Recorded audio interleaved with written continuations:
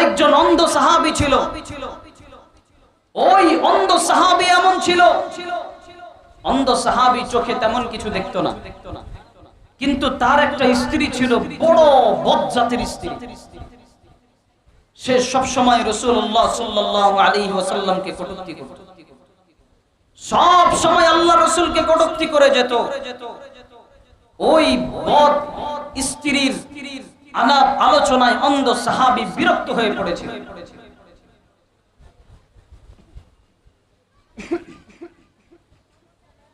বিরক্ত হয়ে পড়েছিল।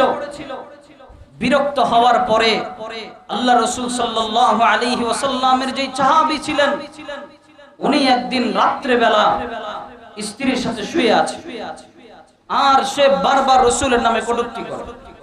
একবার এক এক কথা, একবার এক এক কথা সে বারবার বলে, এই তুমি চুপ করো, তুমি চুপ করো, তুমি চুপ করো।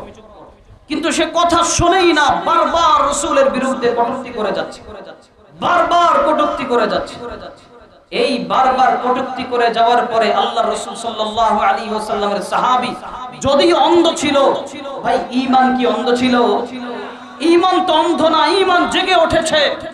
আল্লাহ রাসূলের সাহাবী অন্ধকারের মধ্যে গিয়ে একটা ছুরি খুঁজলো, ছুরিটা নিয়ে এসে এমন ভাবে অন্ধকারের মধ্যে তাকে আঘাত করলো, আঘাত করতে করতে করতে করতে তাকে দুনিয়া থেকে বিদায় করে দিল। তাকে যখন দুনিয়ার থেকে বিদায় করে দিল, আল্লাহর নবীর ওই সাহাবী তাকে যখন দুনিয়ার থেকে বিদায় করে দিল, বিদায় করার পরে সকাল বেলা মসজিদে নববীতে বিচার সালিশের আয়োজন করা হলো, যে কে তাকে হত্যা করলো। তার সম্প্রদায়ের লোকেরা বিচার চেয়েছে, কে তাকে হত্যা করলো। এই কথা বলার পর তারা যখন খুঁজে পেল, অন্ধ সাহাবী থরথর করে কাঁপতে কাঁপতে দাঁড়ালো, দাঁড়িয়ে সামনে এসে বললেন, ইয়া রাসূলুল্লাহ, আমি তাকে হত্যা করেছি। আল্লাহ রাসূল বললেন, কেন? তুমি অন্ধ মানুষ, তুমি কেন তাকে হত্যা করেছো? বলে, রাসূল, ও বারবার আপনাকে কটূক্তি করে যায়, আমি সহ্য করতে পারি নাই, এই জন্য আমি তাকে দুনিয়া থেকে বিদায় করে দিয়েছি। আল্লাহ রাসূল বলেন, যাও, তোমাকে ক্ষমা করা হলো, এই হত্যার কোনো বিচার হবে না।